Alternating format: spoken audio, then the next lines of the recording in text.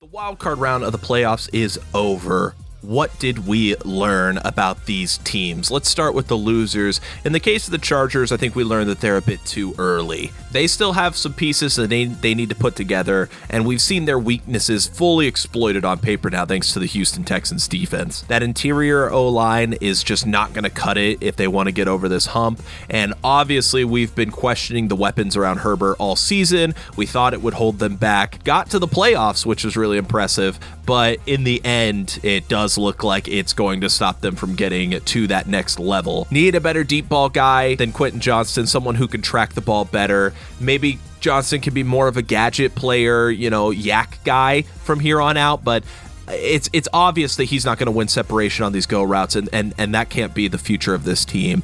The tight end room is a lot of stragglers, a lot of people that really just aren't starting caliber on most teams in the league. Will Dissly, Hayden Hurst. I would like to see some more talent in that tight end room for sure. They have 11 draft picks next season. They have the fourth most amount of money of any team in the league. They're in a really good position to just restock, and now they've established a new floor for this team in the Harbaugh era, and it's time to see if you can surpass that. The Steelers are in football purgatory at this point, and I have, honest to God, no clue what you do to fix it. I think that they've shown that they are not a team that is going to push for a Super Bowl or really make even a deep playoff run. And I think that they should really accept that, and maybe it's finally time to just blow this team up and start anew. I don't think that they will do that, though. I think odds are they bring back Russell Wilson and they run this back next season. They win another 9 to 10 games, and then they get to the playoffs and they lose in round one, because that's just the Steeler way at this point. It's a real shame because we're wasting incredible talents in TJ Watt and Minkah Fitzpatrick. If they really believe in Russell Wilson, and maybe a second year in Arthur Smith's system would allow him to take that next step up and be even better next year, and with a healthy George Pickens too, they could continue to take advantage of that connection. I mean, it's possible. It's possible that they run it back and they're a more competitive team, but at this point, they're a 6-7 seed at best, and missing the playoffs and still picking pretty late into the first round at worst. Broncos overcame a lot of odds, I think, to get here. I don't think anyone really thought that they were going to go on this good of a run late into the season. Sean Payton's really got this team going, and I think it's really impressive what they've done, especially with a rookie quarterback. Hopefully Bo Nix takes a step up next year. They're going to have more money to work with. Not a lot more, because they still have $35 million in dead cap next season, which is the third most in the league right now. But I'm very interested. Just like with the Harbaugh era, I think they've established a newfound floor, and they're going to see if next year they can surpass that, win 11, 12 games, and try to get their first playoff win in a decade. And that's really exciting for Broncos fans. And I'm very interested to follow this team into next season and see if they can maintain the quality of defense that they've had, because this defense is just awesome to watch. This year, the Packers were really held back by injuries. It felt like during that Eagles game, like they were just dropping like flies, honestly. And it would have been really tough for any team to compete with that many injuries. But it happened, and hopefully next year they aren't as banged up going deep into the season. That, and I think Jordan Love needs to step up, and we need to see more from him, just like how a lot of people have Herbert as this, like, it's put up or shut up time next season. You guys are going to have the money, you're going to put together the best team that you've been on, like, it's put up or shut up. You need to win at least a playoff game. I think people are kind of getting that way about Jordan Love, where it's maybe not necessarily like they have to win a playoff game. They already won a playoff game last year, but Jordan Love's only been able to put together a good, like, half of a season. We need a solid full season from him. Like, we just really badly need him to just put it together, keep it together. He needs to work on the accuracy. We need to be able to hit these layups. If we're not hitting these layups to keep drives alive, then, that's just more time for your defense to be on the field. And the defense has been really good, and I hope that they can maintain that. I think Hafley I don't think Hafley's gotten any interviews or anything, so I don't think he's going anywhere. So keeping the DC is going to help. Jair hopefully is coming back next year. He kind of made it sound like maybe he wants out. We'll see what happens with that. But the Packers are I don't think that they're like frauds by any means, but I do think that they were held back by injuries to guys like Christian Watson and not having the depth at that type of player. Like, they didn't have anyone like Christian Watson to fill the Christian Watson role, and that really hurt their offense. And then Jordan Love also, I think, is kind of held them back this year. It felt like last year he elevated them and made them better than they could be. This year, it kind of felt like the opposite. Like, if he had been more consistent, this offense would have been a lot more dynamic. I feel so bad for the Bucks. I was really hyping them up. I thought that they were going to go on some deep run this year, maybe to the NFC Championship, maybe to the Super Bowl. Turns out they don't even get out of the wild card round. And that's mostly due to their own mistakes. They kept up with the Commanders' offense. They put up points every step of the way. They were right there. The offense was super successful. I mean, they were just making plays left and right. And then a botched handoff or play action. It was hard to tell if he was even ever intending to hand that ball off. They give up extra points to the Commanders on the one turnover in the game, and then when they have a chance to at least score a touchdown and make it to where they can't kick the field goal to win it, they have a botched snap too early on 3rd and 1. The play breaks down and they lose yardage and they're forced to settle for a field goal. And it's just really unfortunate because this Bucs team was really good. That defense was really flying here towards the end of the year, playing so much better. And Baker looked amazing. The offensive line was tremendous. You know, they've got a tough work ahead to try to maintain everything here. They're not losing a ton of pieces, thankfully, but they also only have $10 million in cap space as of right now. I think they might extend Mike Evans because that would free up, I think, like another 10 mil, and then they'd have a little bit more room to try to look into replacing Brian Bredesen or bringing him back. As a starting guard, he's leaving, and also trying to figure out what's going to happen with Levante David. But I'm excited to see the Bucs run it back. I hope they have another good draft. They had a really good draft this year. Obviously, I mean, a lot of those pieces played big time impact to get them as far as they did, and hopefully they're healthier next year too. Because losing Godwin and Evans through half the season or whatever really was a big reason that this team went 10-7 instead of going 12-5, 13-4, and competing for like the 1 seed, which I think they were capable of, honestly. I think the Darnold era is most likely over. There is still the potential that they say, hey, Darnold, like, we still want you here and we're going to try to overcome this, but I don't know. I think Darnold kind of proved that once he gets rattled, that's it, and you're not going to be able to talk him back off the ledge. He stood in that pocket and it looked like he had never seen a defense before. I mean, he honestly played like a rookie, which, like, I also think that Kevin O'Connell didn't necessarily do a great job of handling it once it was like that. They rarely used play action. They rarely used the screen game. PFF says they only ran 4 screens all game long. If your quarterback is rattled, you have to put some sort of effort into trying to calm him down. And the best way to do that is trying to get the run game going and trying to hit it, like get screens, get the quick game going. I don't think that O'Connell did a great job of settling Darnold back down, and maybe he wouldn't have been successful anyway. But my point there is that if J.J. McCarthy is your starter, and this is his first time playing NFL speed football next season, and he gets rattled like Darnold does, are you capable of settling him back down and getting him back into rhythm? Because 4 screens on 50 dropbacks, 9 play action plays on 50 dropbacks, like, that, I don't like that. That doesn't cut it for me, man. Darnold was frozen in the pocket. He didn't look like he knew what he was looking at. He's got to get the ball out of his hands at that point and let him settle back into a groove. And if you can't run the ball, which the team hasn't been successful with basically all season, they try to run the ball. They run it a lot, but one of the lower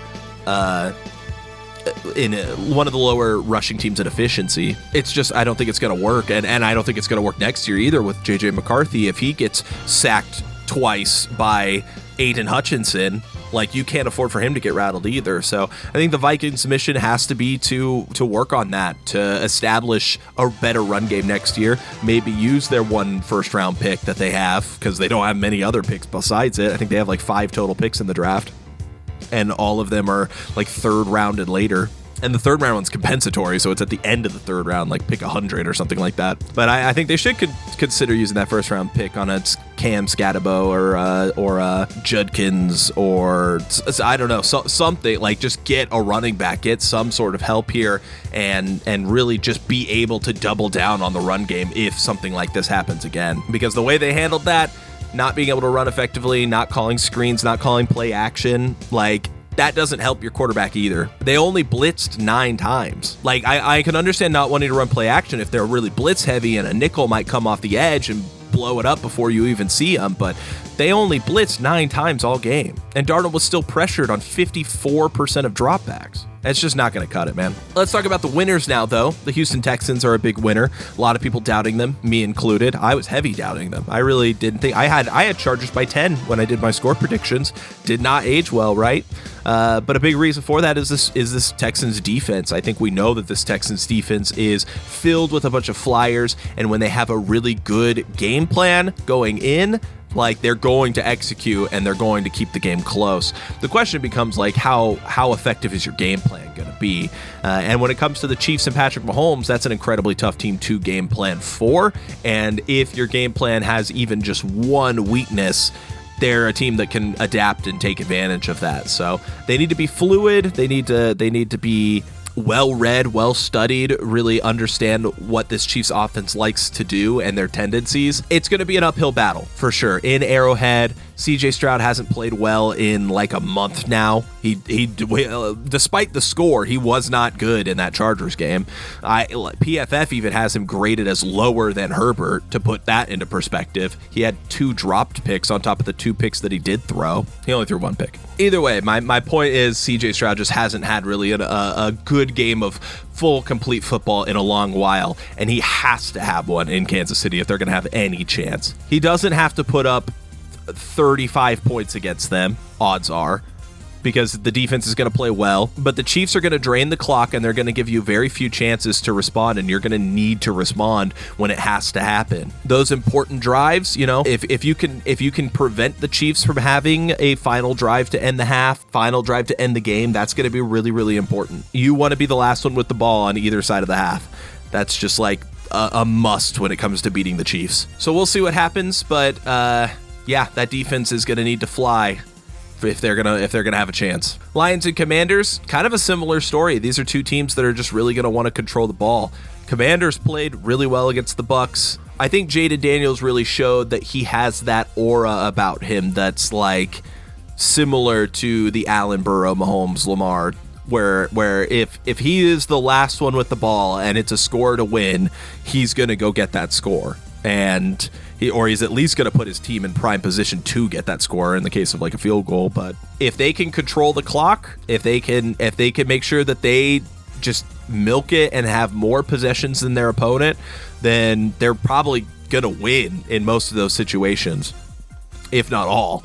So if the Commanders can continue to play clean ball, not turn it over, and control the clock, they have a really good chance of upsetting Detroit, honestly. And right now, Detroit's a 9-point favorite, which just kind of sounds crazy to me. It's possible. Their defense is really good. Their offense is amazing, the best offense, right?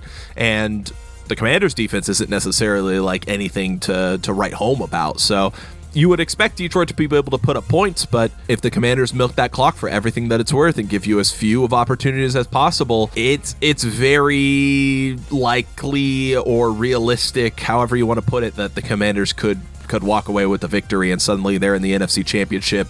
Oh, and by the way, they have $80 million or whatever in cap space next year, and they still have the draft, right? So I think the Lions are going to tough it out here at home with the home field advantage. I don't know that they'll necessarily rattle Jaden Daniels. He certainly didn't look rattled in Tampa Bay, but that crowd traveled really well. I was surprised. I felt like they were really loud for Washington. I don't know that you're going to get that much of a crowd in Detroit in a playoff game where they don't get many of those, and so they show up. Hell of a game to watch. Maybe the game I'm most excited for, just because I don't even know how the Detroit Lions are going to prep for Jaden Daniels. He's so hard to prep for, so I'm curious to see what they do.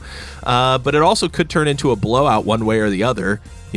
if Goff turned into a pumpkin, or if, the Commanders' offensive line just gets manhandled. I don't know. It's so unpredictable. It's so hard to predict, but I feel pretty confident the Lions are going to pull that one out. Eagles, Rams, last time they faced off, Eagles beat them by 17. It wasn't super close.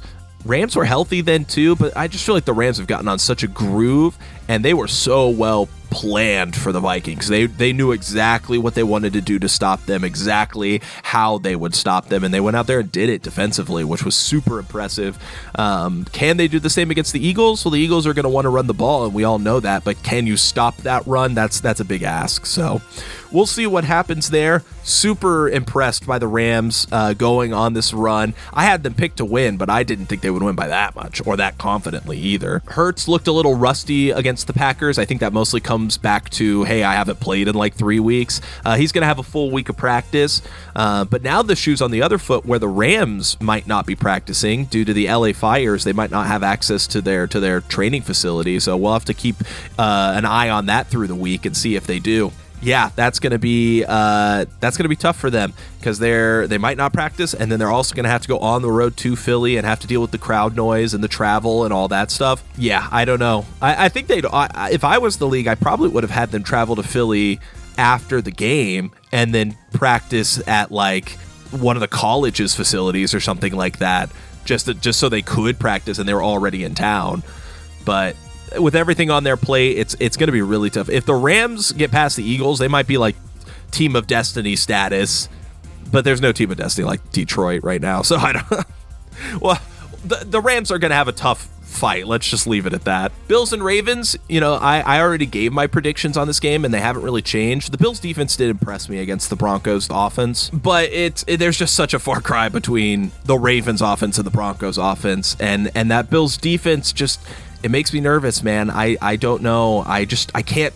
I don't feel like the Ravens score less than like 30 plus 35, and then it becomes on Josh Allen to match that, and that's a tough ask against Ravens defense that has been really solid the last several weeks. This kind of feels like the makings of Chiefs and Bills type matchup, where the Ravens tie it up because the Bills defense played terribly, and then they get the ball in the half and they go down and win it, or like that type of situation. Obviously that can't happen now because of the change in the rules, but you get what I'm saying, where it's like, this just feels like a Josh Allen is on the sidelines hoping and praying his defense holds up, and they don't. That's the feel I get from this game. Ravens are actually favorited -1, but still in Buffalo, mind you. So yeah, it's going to be close. It's probably the game of the week. That's why they picked it to be Sunday night. I'm really, really excited for it. And if I'm wrong, I'm wrong. Good for Josh Allen, good for the Buffalo Bills if I'm wrong. I just think that everything tells me that the Ravens should win this game. If they don't win this game, I don't know necessarily that it's anything Buffalo did. It might be the Ravens' mental collapse, the pressure of the moment getting to Lamar, that type of situation. But we'll see what happens. If I'm putting money on it, I'm putting money on the Ravens, though, and good luck to both teams. I can't wait for the matchup. So there's my predictions here for the weekend.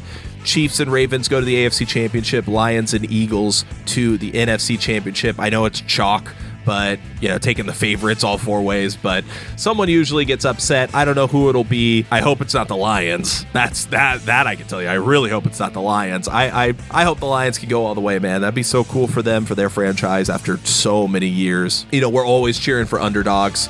But I'm just really excited for some more playoff football this weekend. Let me know who you think's going to win, how you think things are going to go, and who are you excited for next year now that some of these teams have been fully eliminated, man? I really hope the Chargers step up. I really hope that put up or shut up from Herbert. I hope he does put up, and I hope everyone shuts up. But, we'll see how things go. Thanks for watching the video. Hope you guys have a good one. Enjoy football.